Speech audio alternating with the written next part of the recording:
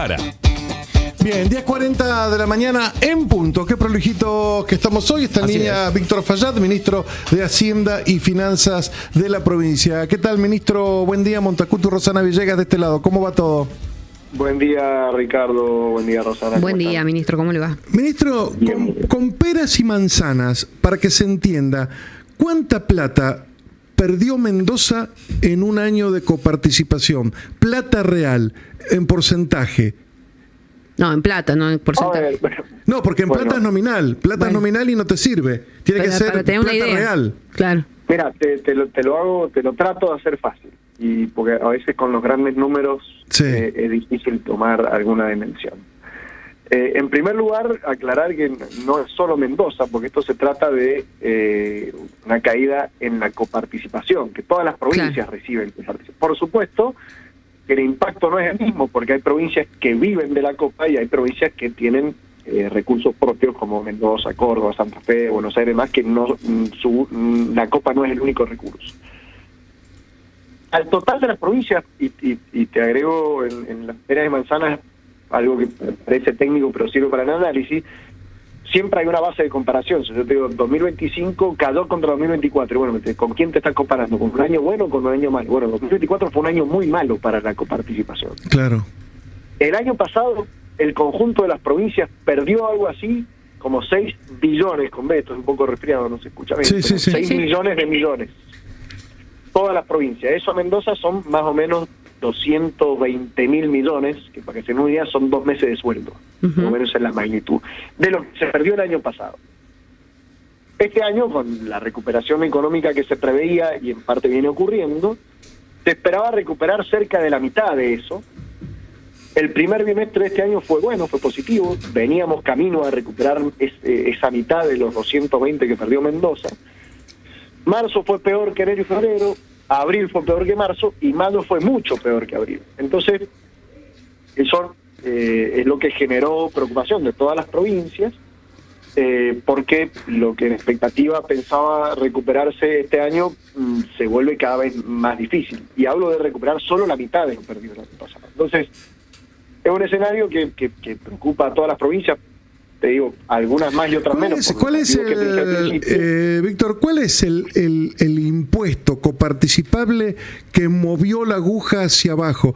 ¿Qué es lo que se recaudó tan de menos? IVA y ganancias explican más del 90% de la coparticipación.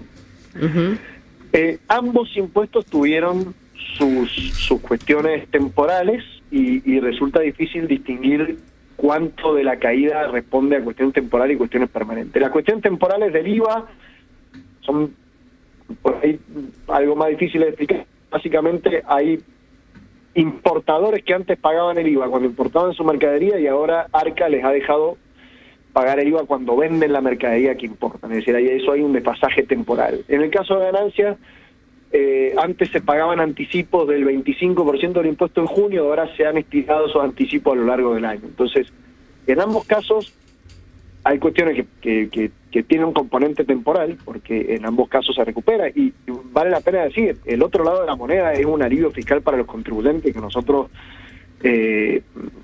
estamos absolutamente de acuerdo, estamos trabajando en línea con eso, pero no por eso es inocuo desde el punto de vista fiscal. Es decir, es un alivio para el contribuyente y son menos recursos para el fisco. Pero estas dos cosas son temporales, pero también tienen componentes permanentes que nos hacen pensar que este año va a ser peor de lo que esperábamos.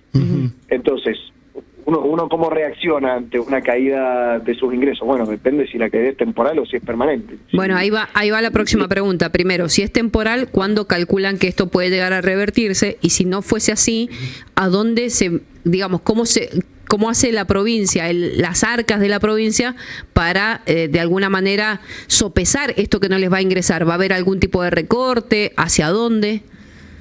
Bueno, voy a caer en el simplismo de compararlo con la situación particular que puede tener cada uno. Vos cambiaste de trabajo, tuviste un mes de bache sin sueldo. Ahora no cambiaste de casa, no cambiaste a los chicos del colegio, no vendiste el auto porque sabías que esa caída era temporal. Distinta es la reacción si esa caída es permanente. Por eso te decía que es difícil distinguir si estas caídas son temporales o permanentes, tienen claramente un componente temporal, pero hasta que no transcurre el tiempo no vamos a saber cuánto componente permanente tienen. Y nosotros vamos siempre calibrando eso con el fondo anticíclico que tiene siempre la provincia, que está entre 1 y 2 masas salariales, y cuando hay caída de recursos se usa más y el resto de los meses se recompone.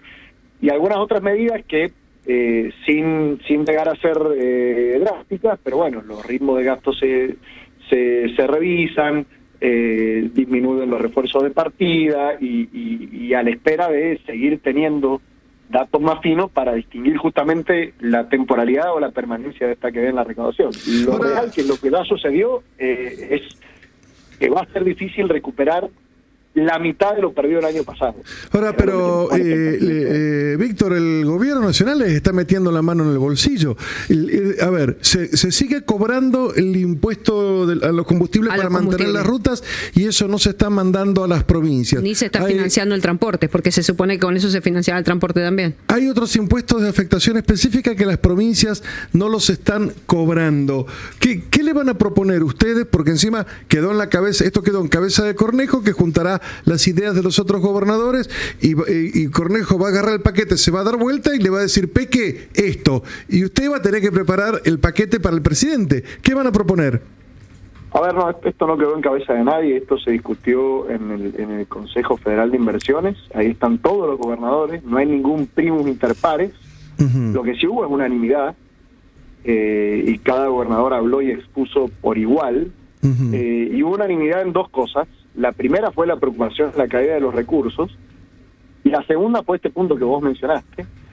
Es un punto que lo hemos hablado en muchas oportunidades, y todos los gobernadores lo han hecho, porque no es algo que hayamos descubierto o que hayamos liderado nosotros, pero sí está claro que hay un impuesto que tiene una asignación específica que se está recaudando en cabecera del Estado Nacional, y gran parte de esa recaudación no se está utilizando para atender las necesidades de mantenimiento de la infraestructura. Que esa fue la otra cuestión unánime que se habló el otro día entre todos los gobernadores. Entonces, ¿preocupa la caída de recursos? Sí. ¿Preocupa la falta de inversión en infraestructura? Sí. El impuesto a los combustibles puede ser un paliativo para, aunque sea, disponer de ciertos recursos para mantener la infraestructura. Sí. Bueno, los acuerdos se volcarán a un documento, se buscará hacer el planteo con más detalle a la nación, pero no es más, es el conjunto de las provincias compartiendo el diagnóstico de los problemas y proponiendo una solución que puede... Claro, pero algo tienen que hacer, o tienen que apretar en el Congreso, alguna cosa tienen que hacer. Bueno, porque se está hablando de una reforma tributaria.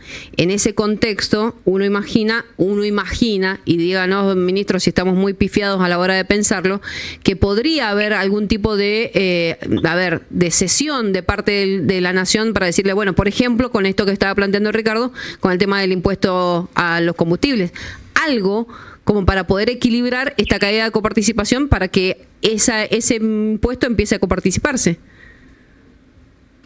Sí, claramente es una negociación política entre la nación y las provincias, y bueno, quizá con una situación que antes no se había dado, que es la unanimidad en el como te decía, en el diagnóstico y en una potencial solución para atacar estos problemas. Bien, una última y una penúltima bien cortitas. La primera, ayer estaban los comerciantes del centro, el sindicato, preocupados, están hablando de una caída de ventas del 40%, una caída de actividad importante. ¿Se está notando esto en ingresos brutos? ¿Hay caída de ingresos brutos en el sector comercio? Absolutamente. Ingresos brutos tiene una particularidad que recauda mucho a medida que avanza la cadena productiva. Es decir, recauda mucho más en el comercio que en el agro, en la industria, en el transporte y en la construcción, porque las alícuotas son mucho más chicas. En el agro es 0, en la industria tiene el orden del 2%, al igual que en la construcción y el transporte.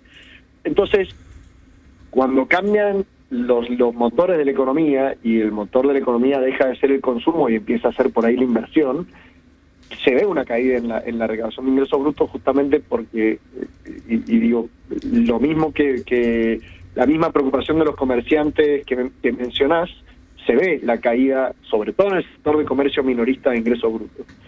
Y los sectores que están quizá un poco más dinámicos que antes, que son agroindustria y ahora en menor medida empezó a representar la construcción, bueno, no alcanzan a compensar esa caída de la recaudación por el lado del comercio justamente porque tiene alícuotas más bajas. Pero sí, en el acumulado enero-mayo, nosotros estamos viendo una caída del 4% en ingresos brutos. Bien, ese dato es importante. Lo último, ministro, ¿por qué están demorando la firma del acuerdo por los dólares del colchón?